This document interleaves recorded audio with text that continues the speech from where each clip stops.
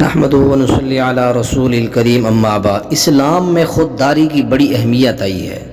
جو بندے خوددار ہیں، غیور ہیں، غیرت مند ہیں، اپنا کما کے کھاتے ہیں، کسی سے مانگتے نہیں ہیں، کسی کے سامنے اپنی ضروریات، اپنی حاجتیں اور اپنی مجبوریاں اپنے اللہ کے سامنے رکھتے ہیں، لوگوں کے سامنے نہیں رکھتے۔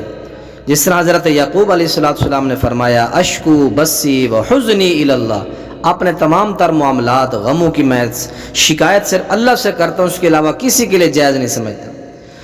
بھیک مانگنے کی بہت بری ترین سزا قرآن و حدیث میں آئی ہے۔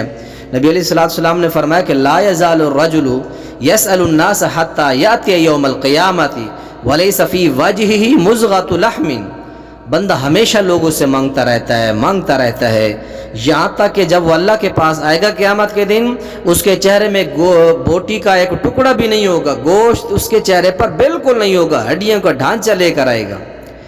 یہ مسلم شریف متفق علیہ حدیث ہے۔ ایک دوسری حدیث ہے من سأل الناس اموالہم تکثرا، جو لوگوں سے اس لیے مانگتا ہے کہ میرا مال بڑھ جائے، میرا مال زیادہ ہو جائے، فإنما يسأل جمرة، گویا کہ وہ بندہ لوگوں سے جہنم کا انگارہ مانگ رہا ہے۔ فَلْتَسْتَقِلَّ أَوْ تَسْتَكْثِرْ، چاہیے کہ وہ اپنا انگارہ آگ کا وہ کم کرے یا زیادہ کرے۔ اب چاہیے کہ وہ مانگتا رہے تو انگارہ اس کے لیے آگ کا زیادہ ہوگا، بچنا چاہتا ہے تو بھیک مانگنا چھوڑ دے۔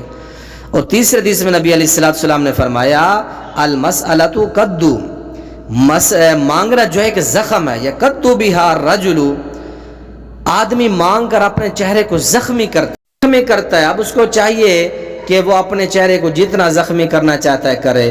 زیادہ مجبوری ہے تو وہ انسان کسی سلطان سے، کسی بڑے صاحب علم سے، اچھے انسان سے جا کے اپنی ضرورت بتائے، اپنی مجبوری بتائے اور اس کی وہ مدد کریں۔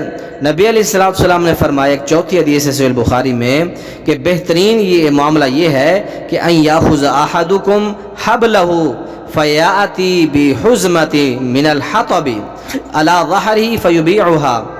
نبی علیہ السلام نے فرمایا بہترین طریقہ یہ ہے کہ غریب آدمی ایک جو ہے وہ لکڑی رسی لے اور جنگل میں جائے، لکڑیاں کاٹے اور اس کو بیچے۔ یہ سب سے اچھا ترین طریقہ ہے اپنی عزت کو محفوظ رکھنے کا۔ فرمایا کہ ضرورت مند لوگ یسألون الناس الحافا، لوگوں سے چمٹ کر نہیں مانگتے۔ مالداروں کو چاہیے کہ مجبور لوگوں کی، غریب لوگوں کی علامات نشانیاں دے کر ان کی مدد کریں، اللہ مانگنے سے محفوظ